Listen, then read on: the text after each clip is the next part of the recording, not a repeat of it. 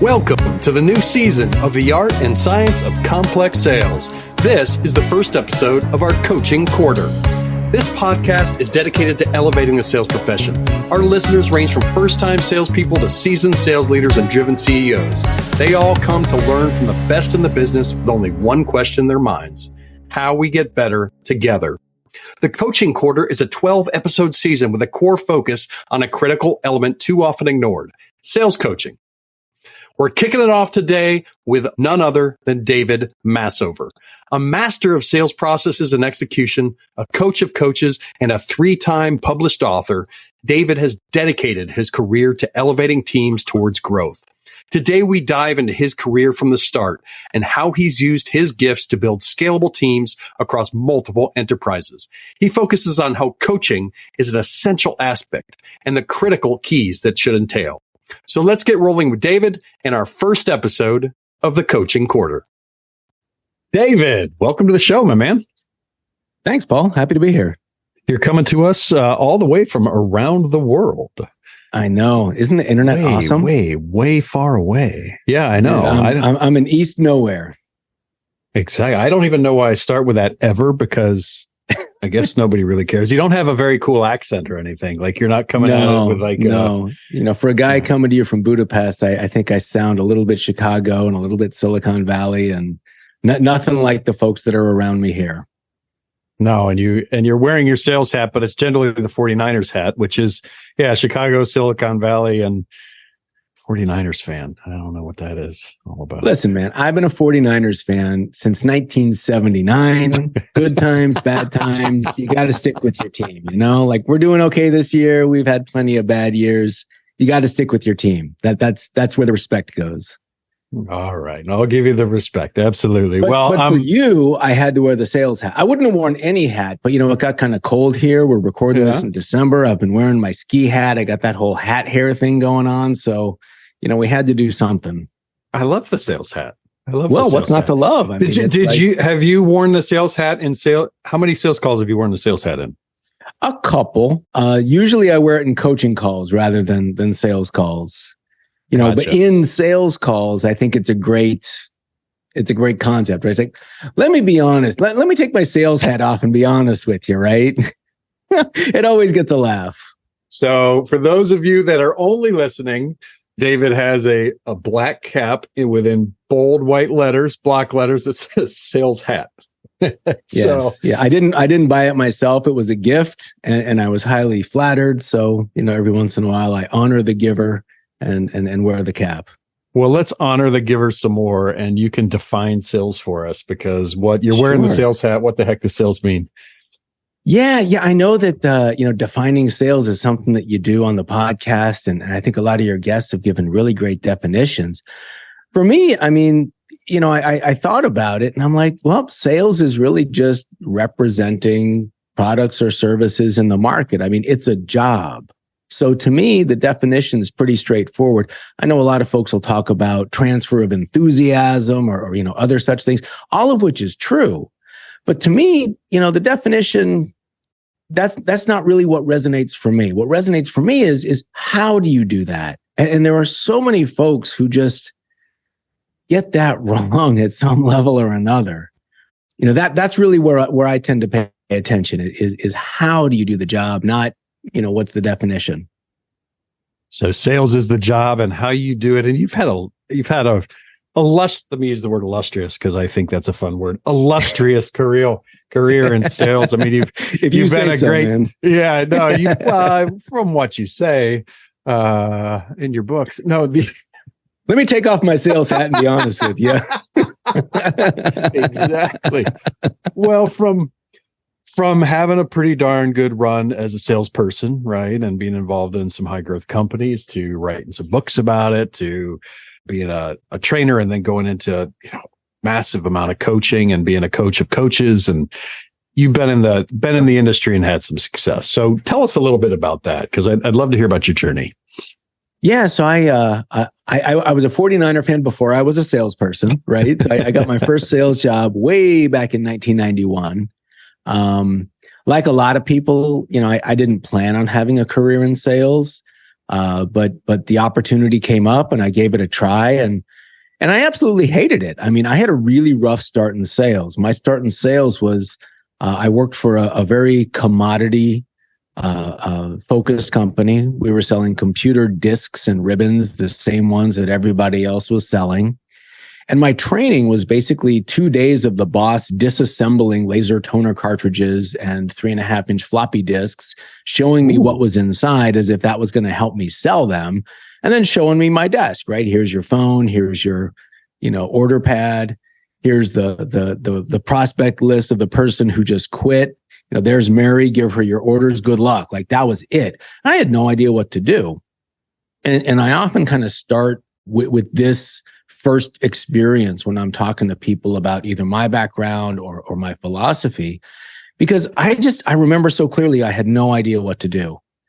And I'm sitting there staring at my phone, and we were in an open office. I'm listening to my colleagues laughing and joking and then writing orders. And I'm like, how do you do that? Like, how do you get from here to there? I had no idea.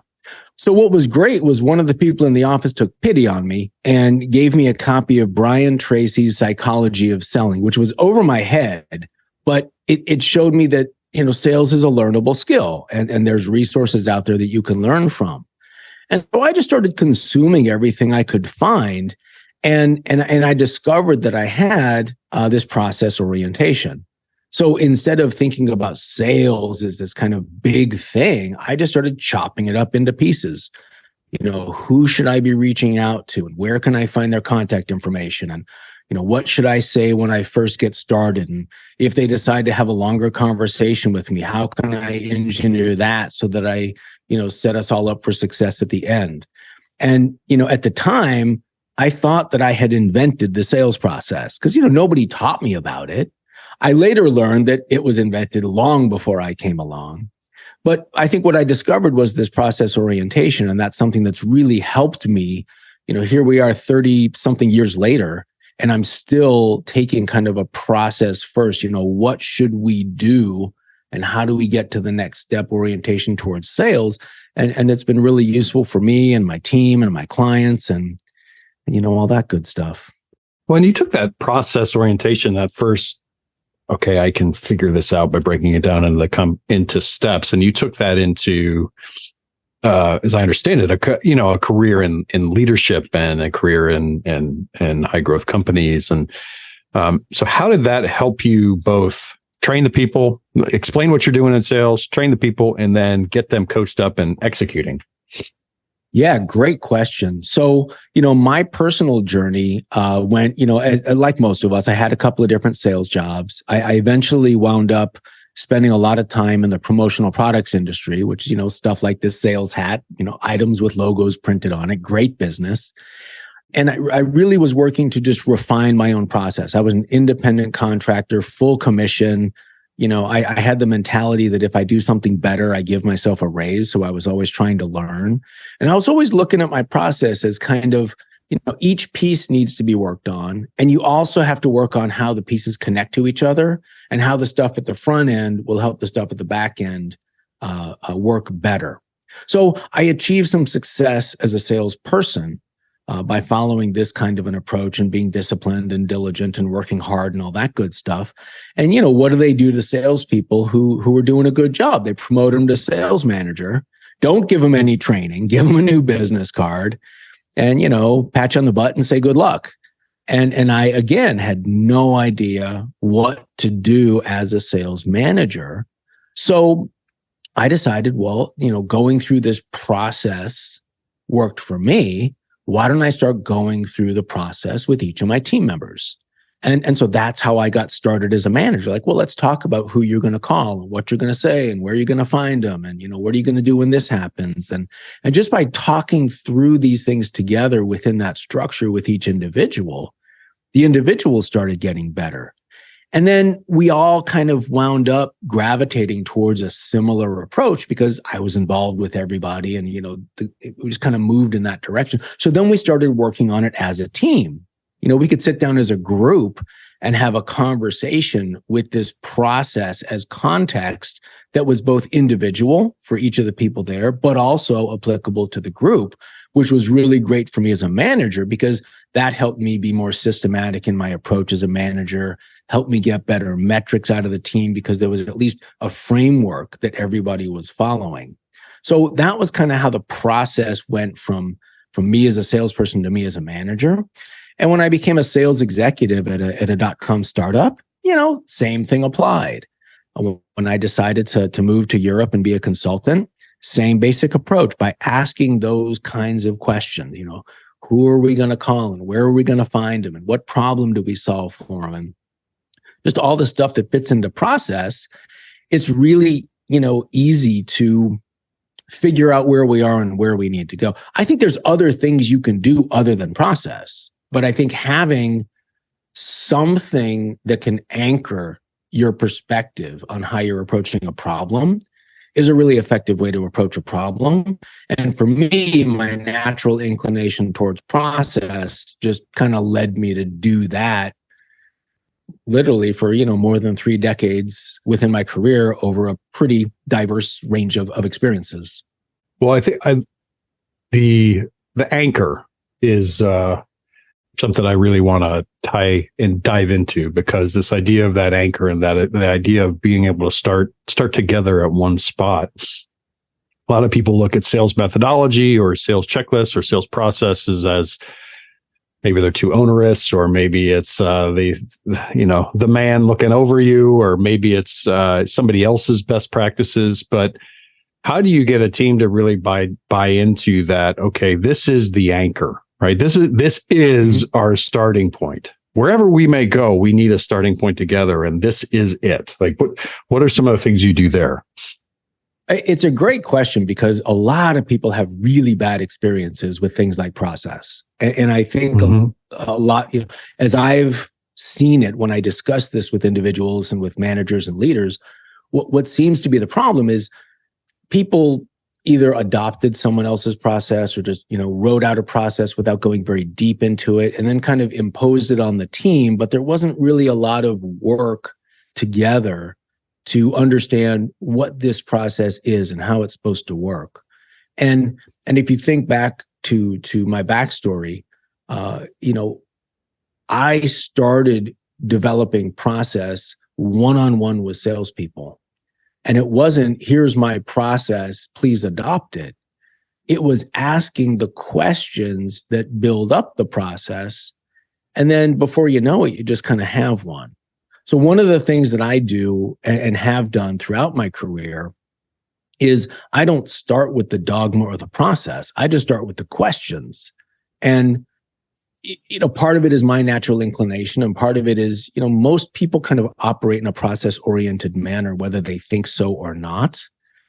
And part of my job, I think it's kind of like an archaeologist, or is it an anthropologist? I can never keep those straight. But the guy who just uncovers the stuff.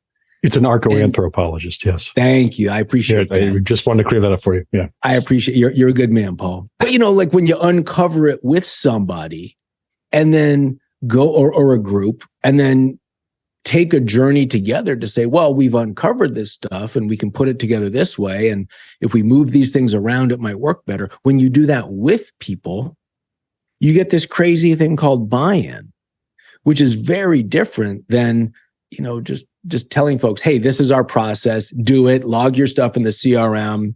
I'll see you next week at the meeting where I'm going to count your activities. They're two very different approaches. Most people's experience with process tends to be a little bit more on the side of the latter. So the initial reaction is sometimes a little bit more negative than it could be under ideal circumstances. Well, you've not only done this, professionally, you've written 3 books on this? 3 books Amazon, on it. A couple of ebooks, lots of blogs. I like to write. Well, there's one of them that fascinates me, David, and I have to ask about it, which is the Salesperson's Guide to Dating: The Unexpected Twist, book about making connections. So, how did you take that angle? And how did you take that angle? And what does that communicate? Like, what are you communicating directly in that book? Appreciate the question. So the backstory for Salesman's Guide to Dating. I've written 3 books. That was the first book idea that I had, but it's the last one that I wrote. And the idea for that came when I was working. I was a co-founder of a .com startup company back when they still called them that in 2000 and 2001.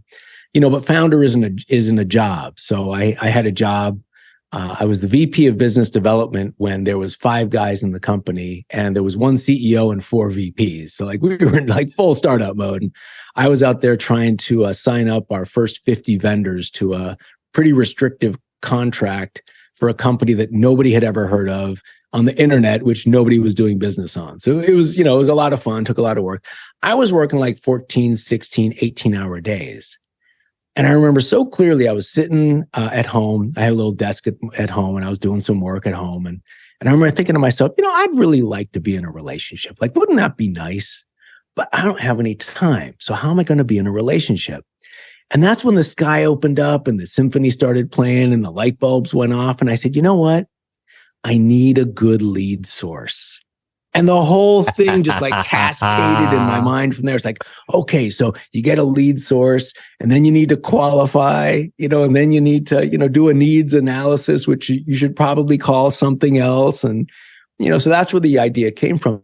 And the whole concept of the book is just, getting into a relationship can be thought of as a process, and thinking of it as a process doesn't have to take anything away from the specialness of the relationship that you wind up with.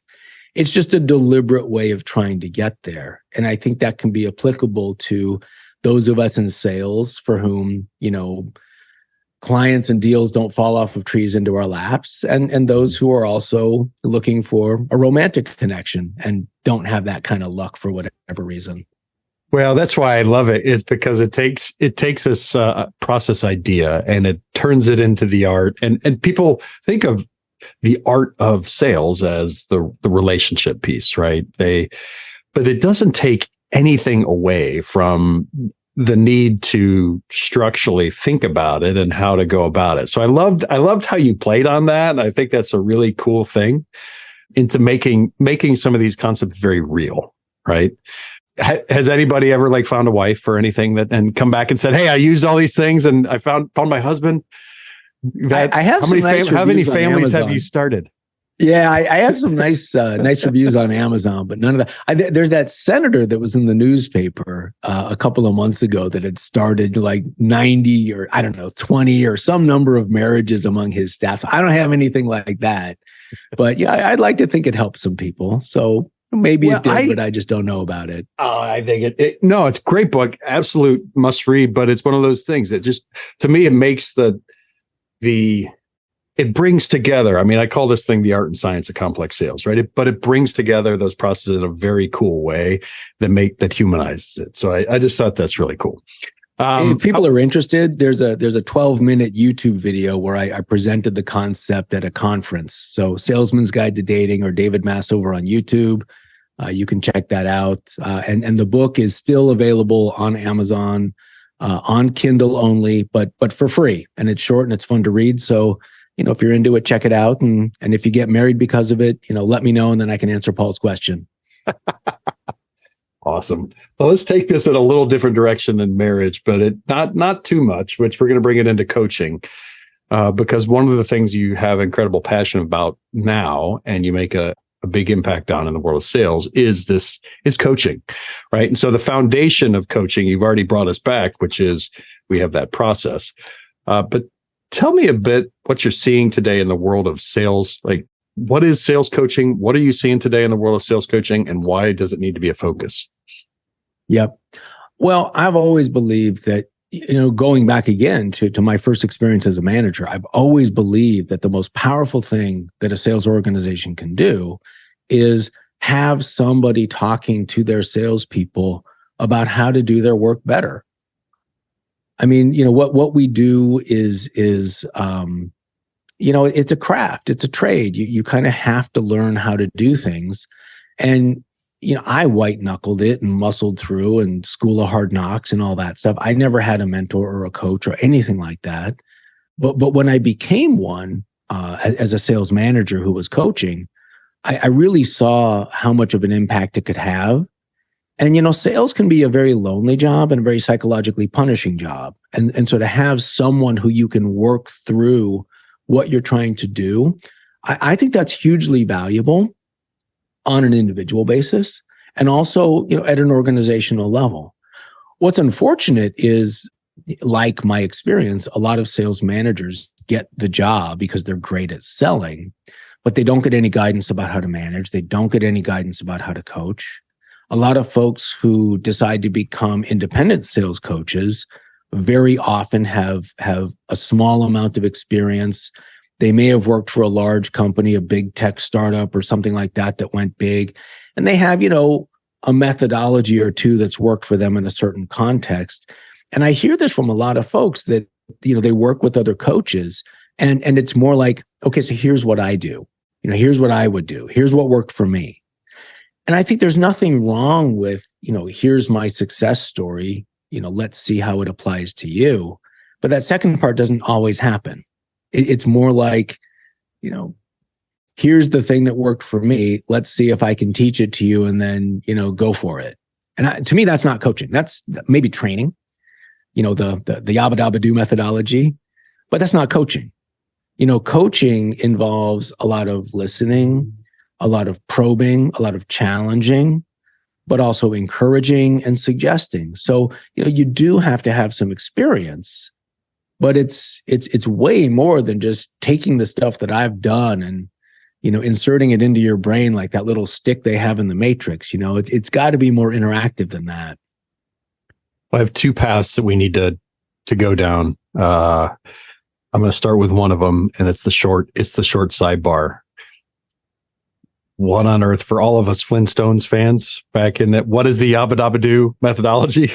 The Yabba Dabba Do methodology is my go-to, okay, I don't know what to call something, so I'm going to call it that. And every time I do, I always think of Fred Flintstone, jumping off the dinosaur when he hears the whistle.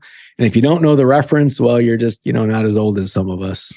Yeah. You haven't seen the Brontosaurus T-bone steak with Fred Flintstone and him falling over to the side. That's it. The classic. Okay, so the second one is, one of the things that hit me is when you said it's a craft, right?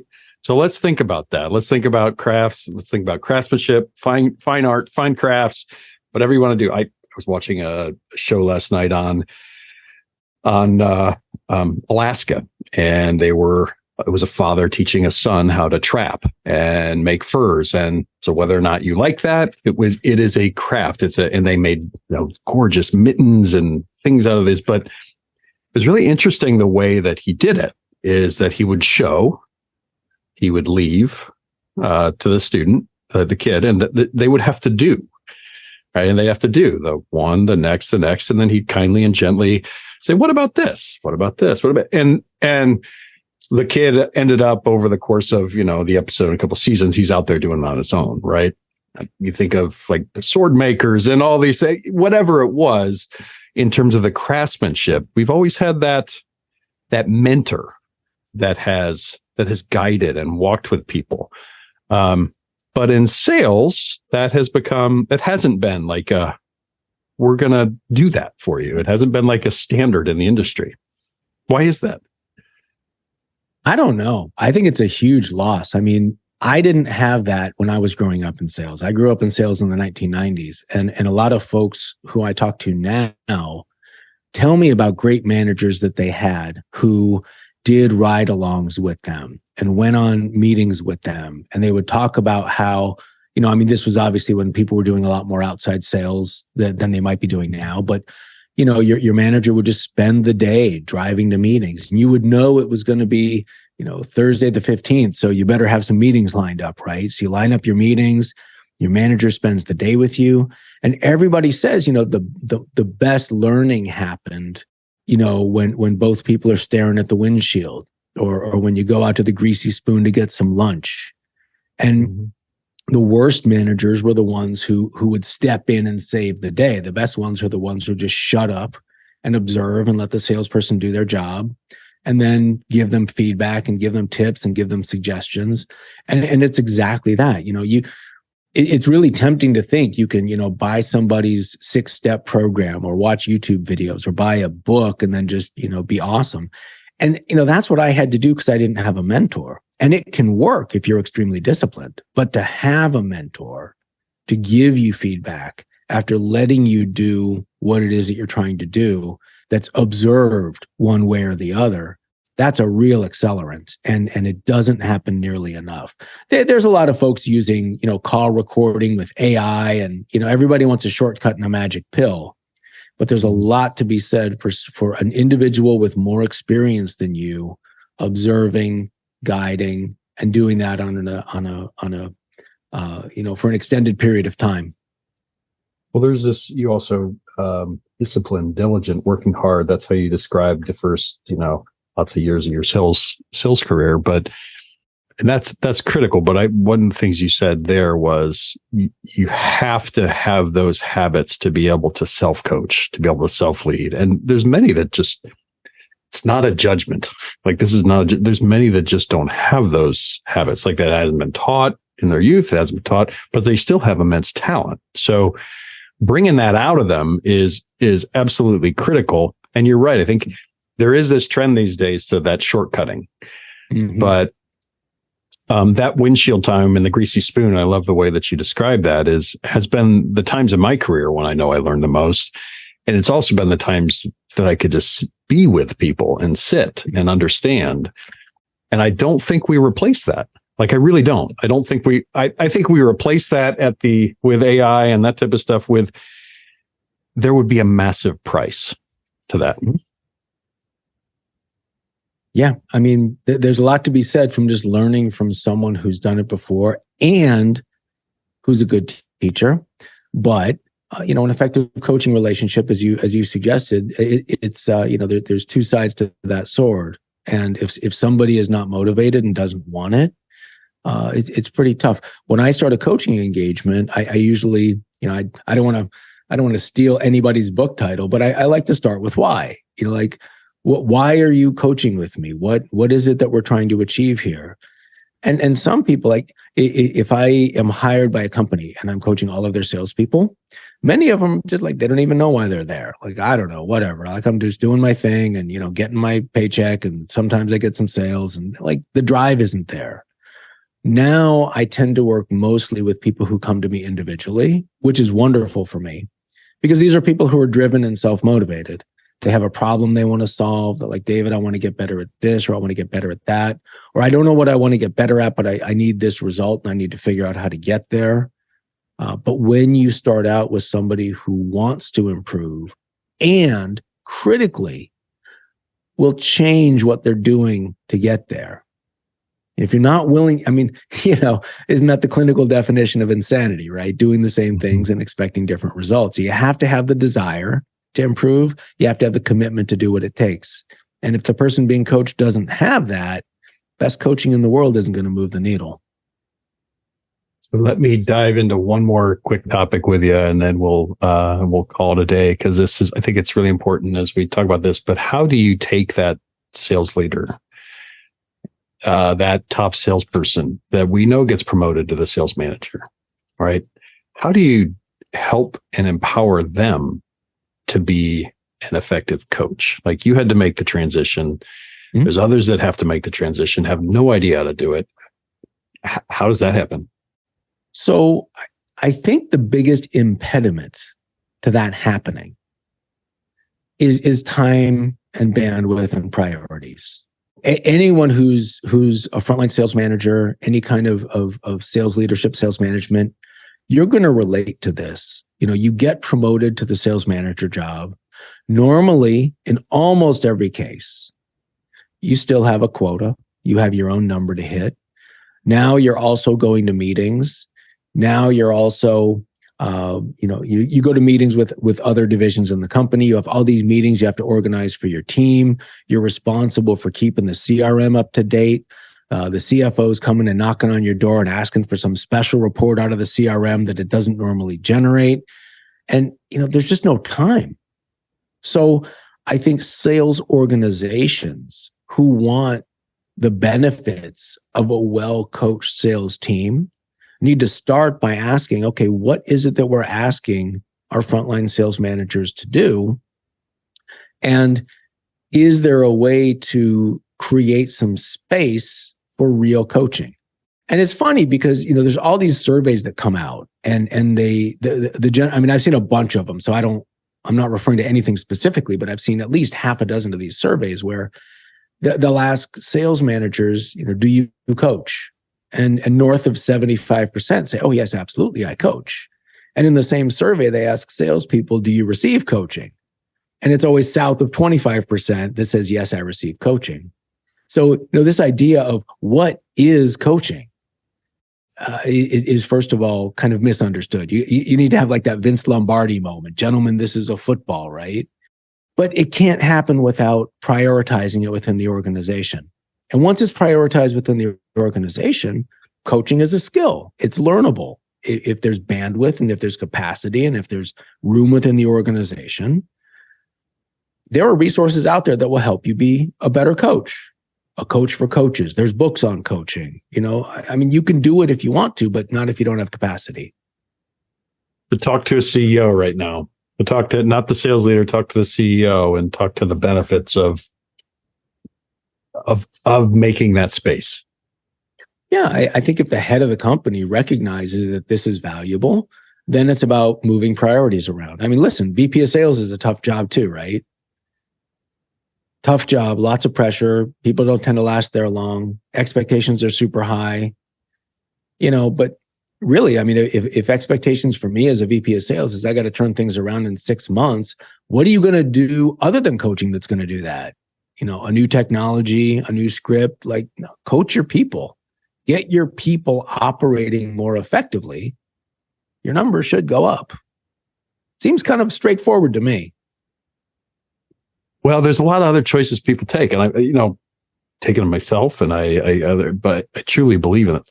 Meaning, okay, I'm going to push the team harder. Oh, I'm only getting 25% out of them. Well, I'm going to demand that I get 100%, and that demand is going to be coming. It was funny. I was in a venture-backed startup in my first sales career, right? And we took a sales training. Then it was demanded of everybody except me. I was the only one. It was demanded because I worked the West Coast in Columbus that they now get there at 7:15 a.m. and follow a schedule of regimented. Here's your regimented calls. Here's your time blocks. So 7:15 to 5 p.m. Me, I was 10:15 to 8. So for me, it was like, but it was fascinating to me. Like as I watched it, there was an initial up. There was like 3 people that loved it and they're all great about it. And they, oh yeah, we're going to do this. And then the rest of the team just naturally rebelled because it wasn't coaching. It was just being an authoritative leader. Right. I know why they did it. They did it because 6 months after that, they sold the company and all they were looking for was that short bump. Yeah. Long-term change and investing in those people is critical. Yeah. And, there's different kinds of companies out there, right? A lot of companies are looking for their next round or they're looking to be sold and they just need a quick bump. And, that can be a tricky dynamic to try to talk about, longer term substantial work. I don't really think coaching is the kind of thing that has to take a really long time. I've got people who I'll give a sample session to them and they'll be like, wow, that was really impactful. 1 or 2 sessions or half a dozen sessions. Mm-hmm. It can be really impactful when you do it properly and when you do it well. It feels like so many companies are in such a hurry that they run right past what's really going to work. Just make your people more effective. Yeah. And it's not necessarily with a new tool or a new script or a new strategy. It's like just what they do when they are in a conversation with people. And, when you listen to call recordings, man, there's almost always a lot to work with. And making a couple of incremental improvements, getting everybody on the same page, getting everybody, 10, 20, 30% stronger, that should move your needle. I agree. And I thank you so much for coming on today. I want to, how do people find you if they want to chat with David Massover? Oh, thanks, man. So I'm pretty easy to find. I'm very Googleable. David Massover, Masover. I've got a personal website, davidmassover.com. You can find me on LinkedIn. Got the books on Amazon. So I'm pretty easy to find. Or just give Paul a call. He can find me. Yeah, full transparency. David is my coach, so I love working. Yeah, I love working with David, and I'm one of those 1 or 2 session guys, right? That we just came on and had 1 or 2 sample sessions, and I'm like, dang, we got to do more of this. So we dove pretty deep, and I absolutely love it. So what's fun about coaching you is that sometimes you bring something to the coaching session. And we start kind of digging into it, and we wind up going in a completely different direction. And you're never unhappy about it. Like, you're always happy about what we wind up working on, because we kind of got there together. Like, you thought it should be this, but no, we wound up working on that. And yeah, that other thing's an issue, but like, this is really good too. So you're really open-minded and flexible and just really driven to get better. And it's just a pleasure to work with somebody like that. I appreciate it. Full transparency. I love working with you. I mean, because it's you've challenged thought. You have no connection to. You don't have to get in there and challenge my thoughts or say, what about this? Or, hey, have you thought about this? Or where? And but you do, and you do it in a way that it's like you just can dive in, and it ultimately you bring out the best ideas from me, but I would say they're mainly my ideas, but you give nudges, but I really appreciate that. So it's coaching. It's like, here's how to sharpen a saw, but here, you take the saw and give it a couple whacks, and yeah, would you do it that way, this way? And we get it done. So I really appreciate it. So anyways, that's my recommendation for David. David is a great person, great coach, and I truly appreciate you being on the Art and Science of Complex Sales. I would highly recommend the reads that he has out there. Go to Amazon.com and take a peek at the different books, and definitely reach out to him or me if you have any questions relative to working with him. And with that, any last things you want to give to the audience? I just really appreciate the opportunity, Paul. It's been a pleasure. I love what you guys at Membrane are doing to make the art and science of sales better for those who consume your content, for those who use your product. So it's really a pleasure to just be part of the community, and I appreciate you having me on the podcast. Thank you. No, I really appreciate you being on it. And I obviously had a word salad there at the end because we had to end on a. All right, maybe we'll edit that out. Maybe we won't. But everybody out there, keep shining bright. Have an amazing day. Thank you so much for listening. And until next time on the Art and Science of Complex Sales, we'll see you later. Thank you so much for listening to the Art and Science of Complex Sales. This podcast is sponsored by Membrane and our partners from around the globe. Here at Membrane, we believe that B2B sales is at a crossroads. Due to decades of quantity-based prospecting, information overload, and really a shift towards efficiency over service and pitching over leadership in sales, customers are saying enough is enough. They're tuning out average performers and choosing to take most of the buying journey on their own. This results in up and down sales results, forecasts that are all over the place, and salespeople that are half committed due to the fact that they're having poor results and they have an inability to truly connect with customers. We believe the road successful companies are taking to combat this is threefold. Number one, training to create leaders and executives across all areas of the team with strong habits and sales methodologies that bring value. Number two, technology. Technology that focuses and helps a salesperson succeed and reinforces great habits, rather than wasting their time on filling out fields for reporting or wasting their time on spamming customers that have no interest in ever buying. Third, talent. And I'm talking about talent that's empowered and emboldened to make a difference for their customers and their companies. So where are you on that journey? Membrane and our network of partners across the globe are here to help and to elevate the sales profession.